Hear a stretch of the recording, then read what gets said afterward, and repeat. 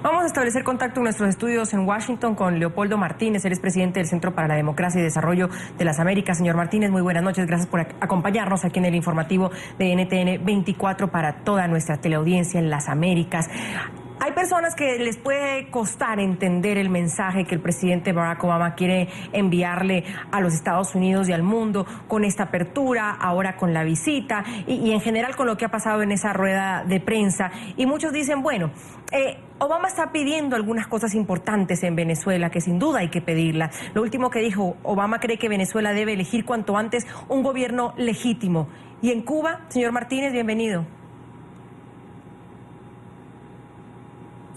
Buenas noches y gracias por tenerme para comentar y conversar de este histórico momento que se está viviendo. Fíjate que lo más significativo es que ya vemos cómo la conversación en Cuba, no solamente afuera de Cuba, sino ya en la propia Cuba, está migrando hacia otros temas. Estamos hablando de la posibilidad de inversión privada, estamos hablando de la posibilidad de tecnología, información, estamos hablando de temas que antes era inimaginable pensar en Cuba. Y también estamos viendo cómo el tema de los derechos humanos, la libertad de presos políticos y las libertades políticas en general forma parte de la conversación en una rueda de prensa donde están el presidente de los Estados Unidos y el presidente de Cuba. O sea, el giro que Obama le está dando a la política exterior americana, apenas en sus primeros pasos, comienza a presionar en la dirección de las reformas. Reformas que yo creo se van a ver potenciadas por dos cosas. Primero, la necesidad que tiene Cuba de romper su dependencia con respecto al subsidio que tenía establecida Venezuela hacia la isla por la vía de los dólares del petróleo, que ya son escasos, ya no hay abundancia petrolera en Venezuela. Y luego, porque el futuro de Cuba también está cada día más cerca de las manos de una nueva generación, de una nueva camada o generación de líderes políticos y de la tecnocracia cubana, porque es un hecho que tanto Fidel Castro como ahora Raúl Castro y el viejo liderazgo de la Revolución Cubana va cediendo por razones estrictamente biológicas. O sea que lo económico y lo generacional abre una posibilidad para que este giro del presidente Obama dé resultados en el mediano y largo plazo. No serán inmediatos los resultados, pero yo creo que en el tiempo sí lo serán.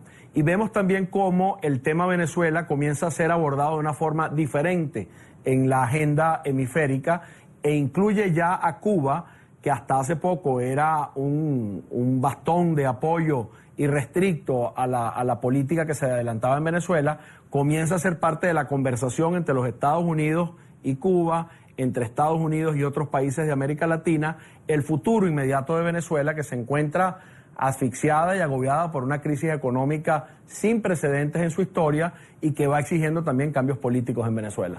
Ahora, señor Martínez, ¿qué opinión le merece la declaración de Raúl Castro cuando es preguntado por el tema de los presos políticos? ¿Lo cogió fuera del libreto? ¿Se le salió de las manos la respuesta? ¿No pensó quizás que minutos después en el mundo entero le iban a sacar esa lista de personas opositoras al régimen cubano que están presas? Y no solamente en Estados Unidos, en la propia Cuba le sacaron la lista de disidentes presos. Bueno, y son, Jason, el tipo de cosas que van a comenzar a suceder. Una vez que se comienza en este proceso de apertura que el presidente Obama ha iniciado, va a ser difícil para el régimen cubano jugar a la vieja política, a la política en la que siempre ha venido desempeñándose, y va a tener que ofrecer respuestas concretas a este tipo de emplazamientos. Ya parece difícil que el margen de maniobra es el mismo de antes. Ya no existe el pretexto de que los Estados Unidos está acosando a Cuba o la está atacando o la está asfixiando con una política unilateral de sanciones o de represión o de desestabilización. Ya nada de eso está en juego. Vamos entrando ya en una época diferente. Yo creo que no solo lo coge fuera de base, sino que lo obliga, lo emplaza a ir transitando un camino de reformas, si quiere que estas reformas económicas cristalicen en Cuba en la dirección que el pueblo cubano exige, una dirección donde haya mayor progreso, mayor bienestar, mayor calidad de vida para los cubanos. Mira, Estados Unidos tiene relaciones con China, tiene relaciones con Vietnam, dos países en donde hay violaciones profundas en materia de derechos humanos, y en el caso de Vietnam, un país con el cual Estados Unidos estuvo en guerra no hace muchos años. Entonces, ¿por qué no tener también relaciones diplomáticas, comerciales y económicas con Cuba y apostar a que a través de ellas se produzca una presión desde las reformas económicas hacia lo político, como suele ser el caso? Una vez que tú empoderas económicamente a la sociedad civil de un país, se hace más difícil detener el cambio político, se hace más difícil continuar en una política de represión a los derechos humanos y a las libertades públicas. De hecho, una de las razones por las cuales en el caso de Venezuela, el gobierno, el régimen, primero el de Chávez y ahora el de Nicolás Maduro, ha podido reprimir y avanzar en lo político, estableciendo un régimen que menoscaba las libertades públicas, que menoscaba al sistema democrático, es porque se ha producido una situación de regresión económica, donde los sectores privados de la economía venezolana se encuentran absolutamente asfixiados por la actividad gubernamental.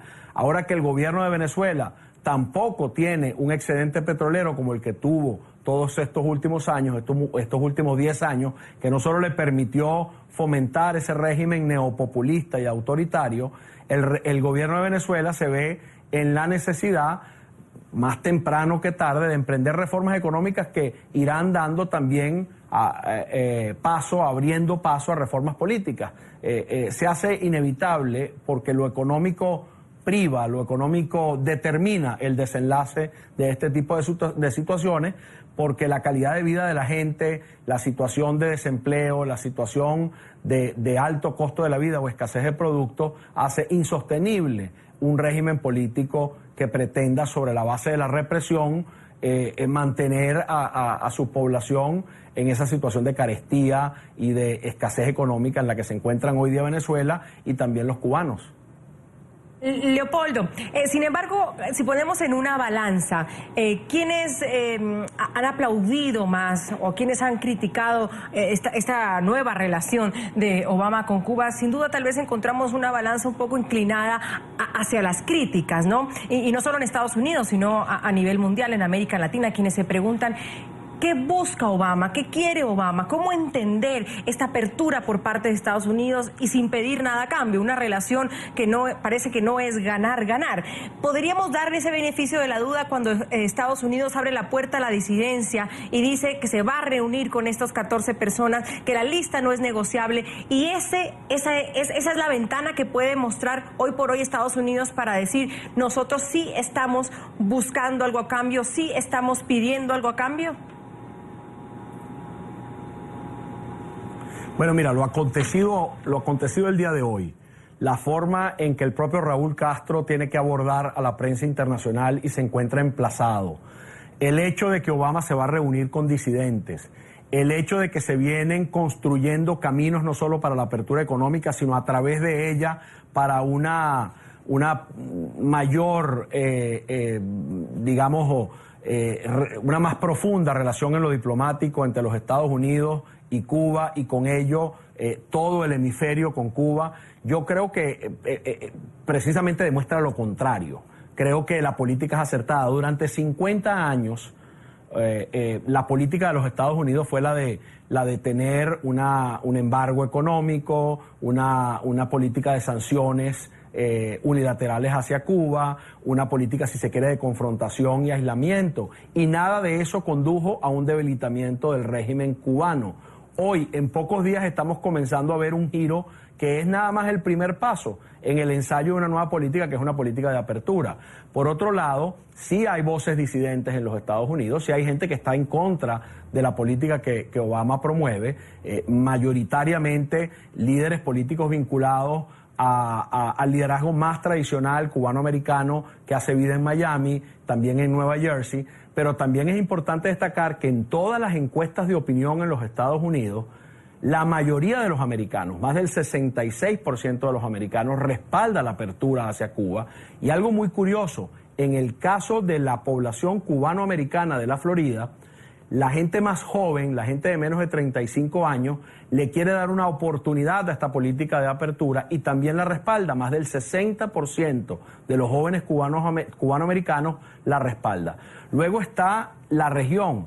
La región viene desde hace mucho tiempo trabajando para que el gobierno de los Estados Unidos levante el embargo, levante las sanciones a Cuba y busque una vía alternativa a la confrontación política con Cuba. O sea que yo creo que es exactamente lo contrario. Las críticas las va a haber y yo mismo me coloco entre quienes pretendemos un emplazamiento firme para que el régimen cubano ponga en libertad a las personas que se encuentran detenidas arbitrariamente por razones políticas en Cuba y para que el régimen cubano avance paralelamente con el proceso de reforma en un proceso de reformas políticas que introduzcan mayor libertad y mayor democracia en Cuba. Esa es una aspiración que tenemos todos en la región. Pero el camino del aislamiento, el camino del embargo, el camino de las sanciones unilaterales por parte de los Estados Unidos se ha venido ensayando a lo largo de estos últimos 50 y tantos años sin ningún resultado visible, sin ningún éxito. Todo lo contrario, el costo de todas esas políticas lo ha pagado el pueblo cubano y la retórica, la narrativa política del régimen castrista ha sido que las cosas en Cuba no mejoraban porque existía una suerte de complot liderizado por los Estados Unidos para frustrar los objetivos de la Revolución Cubana. Bueno, ya a partir de ahora esa narrativa política, esa excusa no existe y lo único que está planteado es la necesidad de las reformas económicas y, paralelo a ello, la lucha por mayores reformas políticas y mayor libertad en el espectro democrático de América Latina, en este caso concretamente en el caso de Cuba y Venezuela. Leopoldo Martínez, presidente del Centro para la Democracia y Desarrollo de las Américas, gracias por habernos acompañado en esta emisión del informativo en NTN 24. Una buena noche para usted en Washington. Gracias, Andrea, Jason, gracias por tenernos.